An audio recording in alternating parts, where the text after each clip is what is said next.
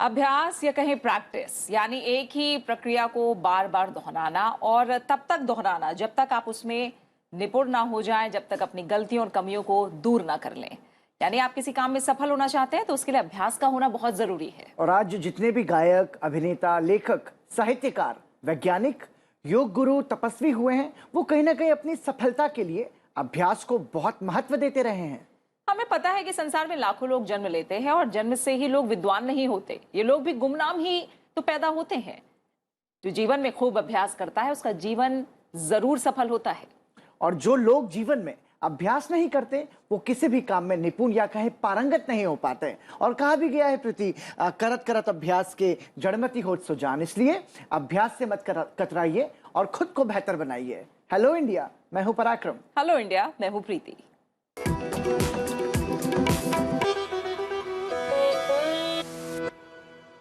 और आइए सबसे पहले नजर डालते हैं देश की राष्ट्रीय सुर्खियों पर।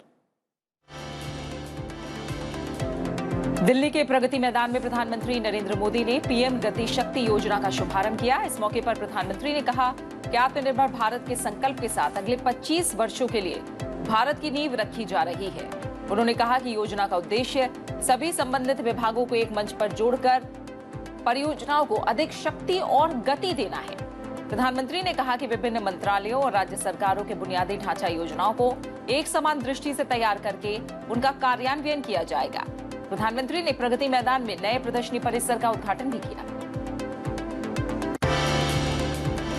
प्रधानमंत्री नरेंद्र मोदी की अध्यक्षता में आर्थिक मामलों की मंत्रिमंडल समिति ने पीएन के उर्वरकों के लिए पोषक तत्व आधारित सब्सिडी दरों को मंजूरी दे दी है। साल 2021-22 के उर्वरक विभाग के लिए पोषक तत्व आधारित प्रस्ताव को मंजूरी दी गई है। मंत्रिमंडल की आर्थिक कार्य समिति ने फॉस्फेट और पोटाश उर्वरकों के लिए पोषक तत्वों पर आधारित सब्सिडी की दर तय करने के उर्वरक विभाग के प्रस्ताव को भी मंजूरी दी है। केंद्रीय मंत्रिमंडल ने स्वच्छ भारत मिशन शहरी को 2025-26 तक जारी रखने के लिए मंजूरी दी है। इसका लक्ष्य स्वच्छता और ठोस कचरा प्रबंधन के परिणामों को बनाए रखना और उनको गति देना है। इसके अलावा मंत्रिमंडल ने नवीनीकरण और शहरी परिवर्तन के लिए अटल मिशन अमृत 2 को 2025-26 तक के लिए मंजूरी दी है। केंद्रीय मंत्रिमंडल ने 100 सरकारी और निजी स्कूलों को रक्षा मंत्रालय के तहत सैनिक स्कूल सोसाइटी से संबद्ध करने की मंगलवार को मंजूरी दे दी। 2022-23 से तकरीबन 5000 छात्रों के ऐसे 100 संबद्ध स्कूलों में छठी कक्षा में दाखिला लेने की उम्मीद है। अभी 33 सैनिक स्कूल में छठी कक्षा में तकरीबन 3000 छात्रों को दाखिला देने की क्षमता है। केंद्रीय कोयला मंत्री प्रहलाद जोशी ने आश्वासन दिया है कि विद्युत उत्पादन के लिए कोयले की आपूर्ति में कोई संकट नहीं होगा। केंद्रीय कोयला मंत्री छत्तीसगढ़ के दौरे पर हैं, जहां वो कोरबा में एसईसीएल की गेवरा, दिपका और कुसमुंडा की खदानों का दौरा कर रहे हैं और अधिकारियों के साथ इस विषय पर समीक्षा बैठक कर रहे हैं। 3 लोकसभा सीटों और विधानसभाओं की 30 सीटों के लिए होने वाले उपचुनाव के लिए नामांकन की प्रक्रिया पूरी हो गई है। इन सीटों पर 30 अक्टूबर को उपचुनाव होंगे। चुनाव परिणाम 2 नवंबर को आएंगे। लोकसभा की जिन 3 सीटों पर उपचुनाव होने हैं उनमें दादरा नागर हवेली, मध्य प्रदेश की खंडवा और हिमाचल प्रदेश की मंडी सीट शामिल है। देश 100 करोड़ कोविड रोधी टीके लगाने की ओर तेजी से बढ़ रहा है। कोविड टीकाकरण 96 करोड़ 70 लाख के पार हो गया है। 24 घंटों में 50 लाख से अधिक टीकाकरण हुआ है। सरकार ने ब्रिटेन से आने वालों के लिए जारी ट्रैवल गाइडलाइंस को वापस ले लिया है। देश भर में दुर्गा पूजा हर्ष और उल्लास के साथ मनाई जा रही है। नवरात्रि के 8वें दिन महागौरी की पूजा अर्चना की गई। राष्ट्रपति, उपराष्ट्रपति और प्रधानमंत्री ने देशवासियों को शुभकामनाएं दी।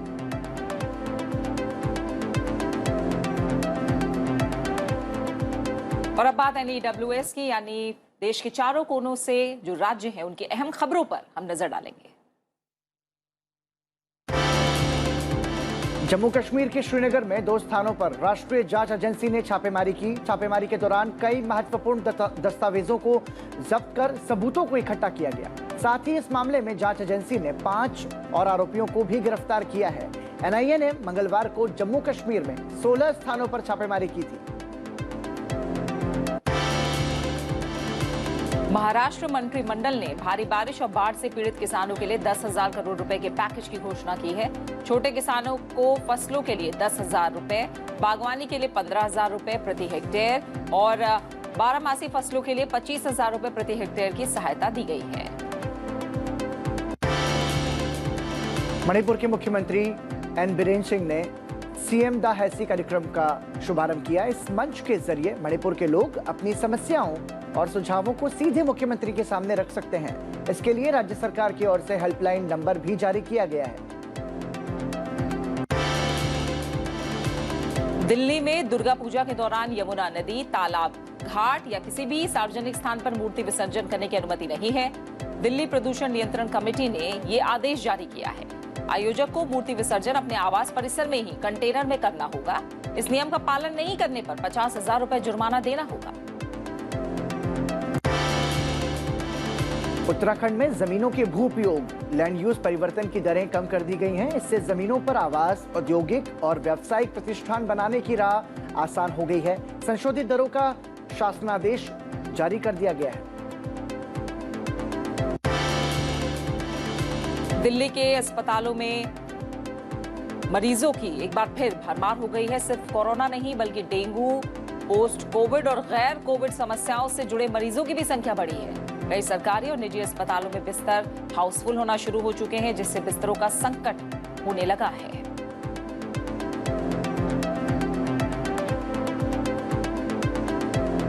और आइए अब नजर डालते हैं अंतर्राष्ट्रीय सुर्खियों पर। भारत दुनिया में सबसे तेजी से बढ़ती प्रमुख अर्थव्यवस्था बना रहेगा। अंतर्राष्ट्रीय मुद्रा कोष ने इसका अनुमान जताया है। 2021 में भारत की विकास दर 9.5% रहने का अनुमान है। आईएमएफ के अनुमान के मुताबिक अर्थव्यवस्था में वैश्विक सुधार जारी है।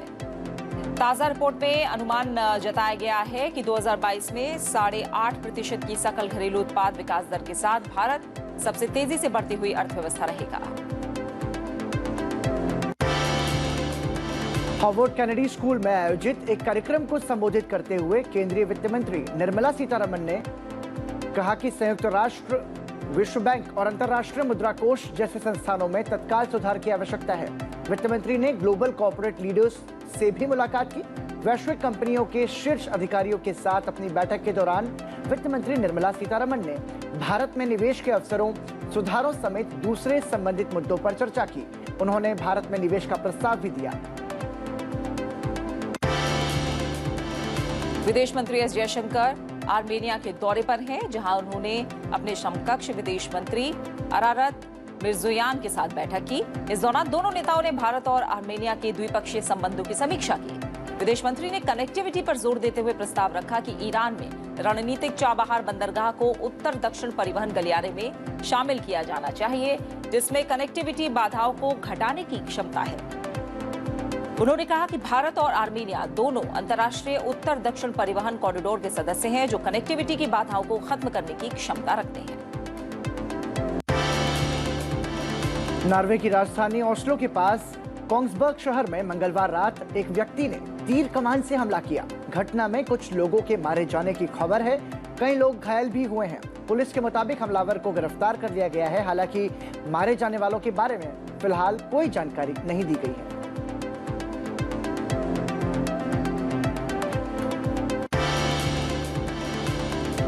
और अब बात करते हैं आज के दिन की। तो प्रीति, आज के दिन क्या कुछ खास है उसकी यदि हम बात करें तो आज विश्व मानक दिवस है, यानी वर्ल्ड स्टैंडर्ड डे है। मानकों का हर किसी के जीवन में काफी महत्व होता है। विशेष रूप से नियम को उपभोक्ताओं और उद्योग से जुड़े लोगों के बीच मानकों से उत्पादों और सेवाओं को बेहतर बनाने में मदद मिलती है। जीवन में अगर हम देखें तो पराक्रम बहुत सी ऐसी चीज है जिसमें हम मानकों का इस्तेमाल करते हैं। जैसे अगर हम देखें तो सुबह उठने के लिए अलार्म का इस्तेमाल करना। अगर अलार्म ना हो और व्यक्ति देर से उठे तो उसे कई दिक्कतों का सामना करना पड़ सकता है। वहीं अगर हम जिम में कसरत करते हैं और अगर उनके उपकरणों में मानक ना हो तो भी समस्याएं खड़ी हो सकती है।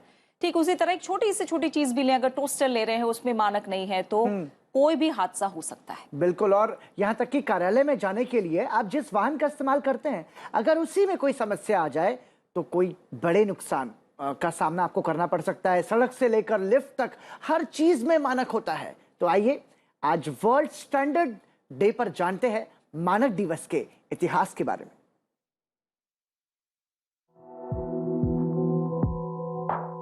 किसी मानक का तात्पर्य ऐसे दस्तावेजों से है जो अपेक्षिताओं, विशिष्टताओं, मार्ग निर्देशों या विशेषताओं की जानकारी उपलब्ध कराता है, जो सामग्री, उत्पाद, प्रक्रिया या सेवा के उद्देश्य लक्षित करता है। मानकों का निजी या सार्वजनिक जीवन में बड़ा महत्व होता है, विशेष रूप से नियामकों, उपभोक्ताओं और उद्योगों से जुड़े लोगों के लिए। मानकों से उत्पादों और सेवाओं को बेहतर बनाने में मदद मिलती है। ऐसा इसलिए क्योंकि प्रतिदिन नागरिकों का उत्पादों और सेवाओं से पाला पड़ता है, और अगर मानकों का उचित रूप से पालन न किया जाए तो व्यक्ति और व्यवस्था दोनों पर असर पड़ता है।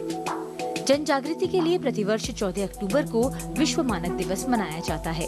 इस दिन 3 अंतर्राष्ट्रीय मानकीकरण निकाय, अंतर्राष्ट्रीय विद्युत तकनीकी आयोग यानी IEC, अंतर्राष्ट्रीय मानकीकरण संगठन यानी ISO और अंतर्राष्ट्रीय दूरसंचार संघ यानी ITU उन हजारों विशेषज्ञों के प्रति कृतज्ञता व्यक्त करते हैं जो तकनीकी सहमतियों और मॉडल विकसित करते हैं। ये मॉडल अंतर्राष्ट्रीय मानकों की बुनियाद बनते हैं। ये तीनों संगठन यानी IEC, ISO और ITU दुनिया में ग्लोबल सिस्टर्स के नाम से मशहूर हैं। विश्व मानक दिवस पहली बार 1970 में मनाया गया। इसके लिए विभिन्न देशों के 25 प्रतिनिधियों के बीच सुव्यवस्थित मानकीकरण के लिए एक अंतर्राष्ट्रीय संगठन बनाने पर सहमति बनी थी। और इसके अलावा आज अंतर्राष्ट्रीय दृष्टि दिवस भी है। आंखें किसी भी व्यक्ति के शरीर का सबसे महत्वपूर्ण अंग होती हैं, और अगर वो ना हो तो व्यक्ति का जीवन एक तरह से अंधकार में होता है। ऐसे लोगों की मदद के लिए अधिक से अधिक लोग नेत्रदान कराने के लिए आई बैंक और तमाम सामाजिक संस्थाओं की ओर से जागरूकता कार्यक्रम चलाते हैं। अक्टूबर के दूसरे गुरुवार को हर साल विश्व दृष्टि दिवस भी मनाया जाता है। इसका मकसद आंखों की बीमारियों और समस्याओं को लेकर लोगों को जागरूक करना है।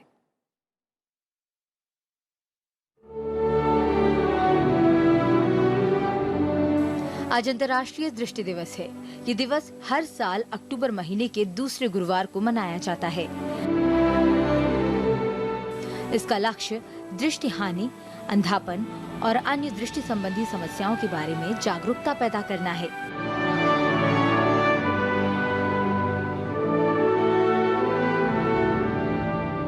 अंतर्राष्ट्रीय दृष्टि दिवस नेत्र स्वास्थ्य कैलेंडर का एक महत्वपूर्ण हिस्सा है। इस दिवस की शुरुआत दृष्टिहीनों से जुड़े मुद्दों और उनका हल तलाशने के उद्देश्य से की गई है। यह अभियान पहली बार लायंस क्लब इंटरनेशनल फाउंडेशन द्वारा वर्ष 2000 में शुरू किया गया था। इसका शुभारंभ 18 फरवरी 1999 में 20 से ज्यादा अंतर्राष्ट्रीय गैर सरकारी नेत्र देखभाल संगठनों ने किया। इस अभियान में विश्व स्वास्थ्य संगठन की अहम भूमिका रही। और कहा भी गया है कि अंगदान महादान। प्रीति, मैंने अपनी आंखों को डोनेट किया है, रजिस्टर्ड करा चुका हूं मैं। मुझे लगता है कि हम सभी को इस और आगे बढ़ना चाहिए। बिल्कुल। और अगर हम भारत की बात करें तो ये कहा भी जाता है, स्थिति गंभीर है इसे लेकर, कि जितने भी नेत्रहीन लोग हैं दुनिया में उसका 1/3 भारत में है। और यहाँ अगर नेत्रदान की बात करें तो इसका आंकड़ा बाकी देशों के मुकाबले बेहद कम है। इसलिए हमारी एक छोटी सी कोशिश, एक तरह से हम कहें कि दूसरों की अंधेरी दुनिया में रोशनी ला सकती है। इसलिए कोशिश करें नेत्रदान और अंगदान की ओर आगे बढ़ें, क्योंकि आंखें जो होती हैं उससे आप दुनिया देख सकते हैं। इसलिए किसी दूसरे की जिंदगी को भी रोशन जरूर करने का प्रयास कीजिए। और अब आपको बताते हैं आज सनसेट टीवी पर प्रसारित होने वाले विशेष कार्यक्रमों के बारे में। हेलो इंडिया के बाद आप सुबह 9 बजे देख सकते हैं हमारा खास कार्यक्रम कमेटी रिपोर्ट। 9:30 बजे आप सनसेट टीवी पर देखिए लोकतंत्र राउंड अप। शाम 7 बजे आप देख सकते हैं मुद्दा आपका। और रात 8 बजे सनसेट टीवी पर दिन भर की बड़ी घटनाओं पर आधारित न्यूज बुलेटिन आज की खबर। इसके बाद रात 8:30 बजे देखिए कैबिनेट दिस वीक। रात 9 बजे आप सनसेट टीवी पर जरूर देख सकते हैं हमारा ये खास कार्यक्रम एकम सत्य। और रात 9:30 बजे देखिए सनसेट टीवी पर पर्सपेक्टिव।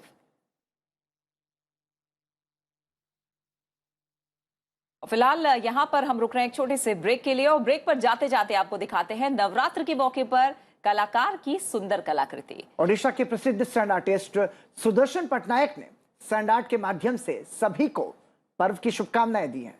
उन्होंने पूरे समुद्री तट पर रेत से मां दुर्गा की सुंदर कलाकृति उकेरी और खास बात यह है कि पटनायक ने इस बार अपनी कलाकृति में रेत के साथ सब्जियों का भी उपयोग किया। मां दुर्गा की कलाकृति बनाई है, इसका नजारा आप भी देखिए।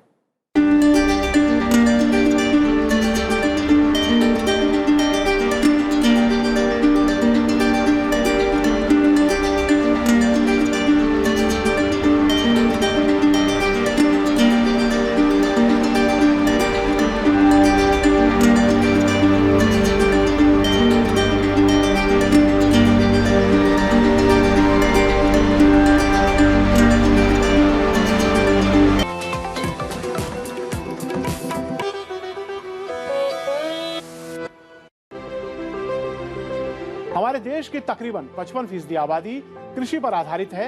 कृषि क्षेत्र के महत्व और इसमें शामिल जोखिमों को देखते हुए ही प्रधानमंत्री फसल बीमा योजना की शुरुआत की गई है। कृषि संबंधी स्थायी समिति ने प्रधानमंत्री फसल बीमा योजना एक मूल्यांकन को लेकर अपनी रिपोर्ट संसद के मानसून सत्र में 10 अगस्त को पेश की। योजना का मेन उद्देश्य है वो है अल्टीमेटली सारी क्रॉप्स को कवर करना। भारत के किसान संसाधन के दृष्टि से गरीब जरूर हो सकते हैं, लेकिन वो बड़े बुद्धिमान हैं।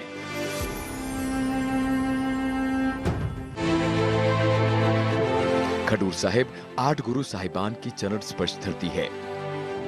इतनी ऐतिहासिक ये जगह है, तो वहाँ का एमपी आप होना, मैं समझता हूँ इससे बड़ा सम्मान और हो ही नहीं सकता।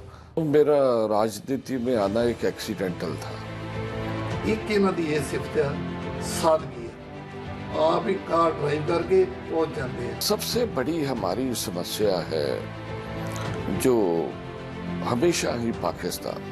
सारे एरिया ने पहली बार ऐसा मेंबर पार्लियामेंट देखा है जो जनता का, जनता के बीच में और जनता के लिए का। मेरे नजरिए में जो किसानी है, खेती है, ये कोई कित्ता नहीं है, ये एक जिंदगी जीने का तरीका है। You were able here to vaccinate 25 million persons in one day. It's like 6 times the whole population in Denmark. How is your visit going to boost the green strategic partnership between the two countries? Indian and Danish companies have already started now in creating jobs, green growth. In practical terms, how are we going to achieve this? We have a target of reducing by 70% already in 2030. No force can stop the change whose time has come. An emerging global power in a fast-changing geopolitical environment. With a goal to modernize, to showcase our defenders who are always battle-ready.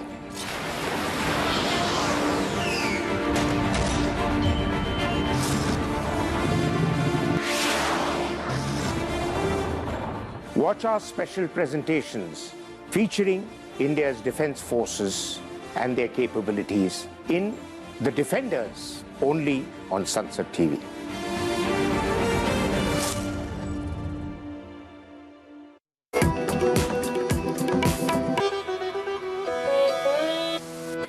Hello India break के बाद एक बार फिर आपका स्वागत। और अब बात आज के इतिहास की। आइए जानते हैं आज के दिन से जुड़े इतिहास के बारे में और आपको बताते हैं कि इतिहास के पन्नों में 14 अक्टूबर के नाम क्या खास घटनाएं दर्ज हैं। वर्ष 1964 में आज ही के दिन doctor Martin Luther king junior को नोबेल शांति पुरस्कार से सम्मानित किया गया।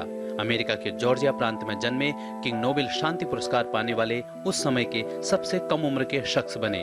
केवल 35 साल की उम्र में उन्हें नोबेल पुरस्कार से सम्मानित किया गया। उन्हें अमेरिकी समाज में रंगभेद के विरुद्ध अहिंसात्मक आंदोलन चलाने के लिए पुरस्कृत किया गया। मार्टिन लूथर को अमेरिका का गांधी भी कहा जाता है। वर्ष 1884 में आज ही के दिन लाला हरदयाल सिंह माथुर का जन्म दिल्ली के चीराखाना मोहल्ले में हुआ। वे एक प्रसिद्ध भारतीय क्रांतिकारी थे। हरदयाल जी ने अपना पूरा जीवन भारत को स्वतंत्रता दिलाने के लिए समर्पित किया। उन्होंने गदर पार्टी नाम से अपनी राजनीतिक पार्टी का गठन किया। अपने राजनीतिक और देशभक्ति के योगदान के अलावा लाला हरदयाल ने साहित्य के क्षेत्र में भी अहम योगदान दिया।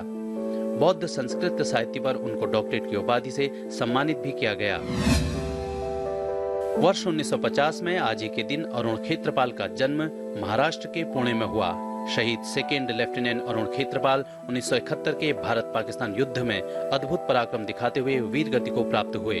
उस समय उनकी उम्र महज 21 वर्ष की थी।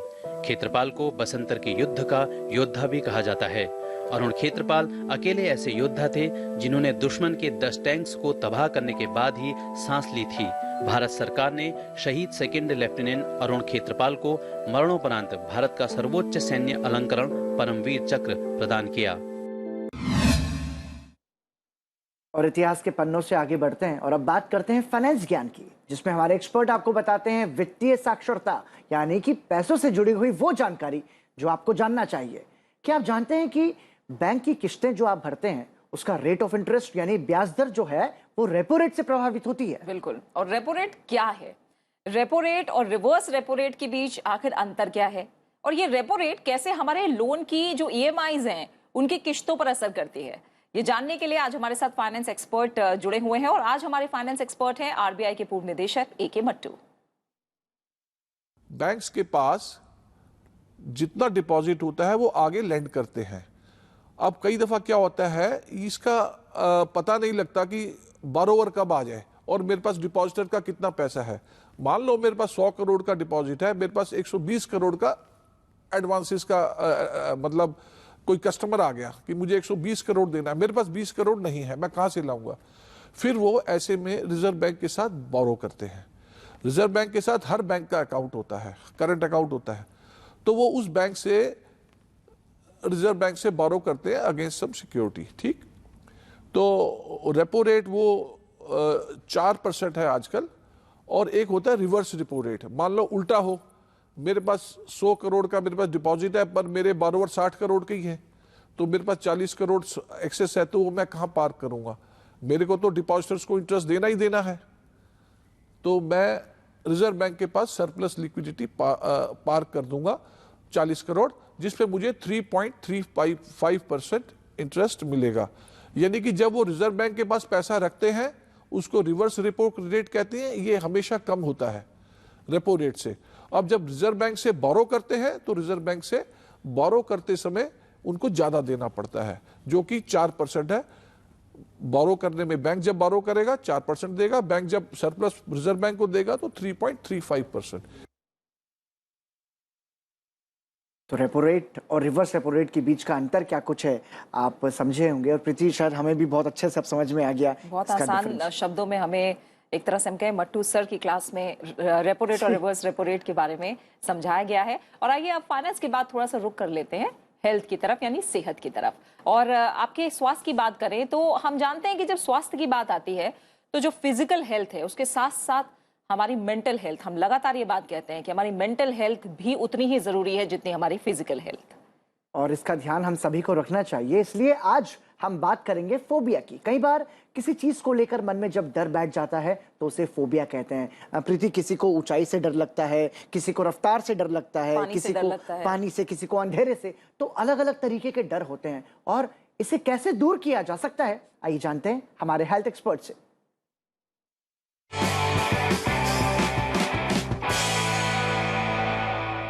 फोबियाज हम कहते हैं जिसका होता है फियर या डर, और डर हमें कई कई तरीकों से लग सकता है और किसी भी उम्र में लग सकता है।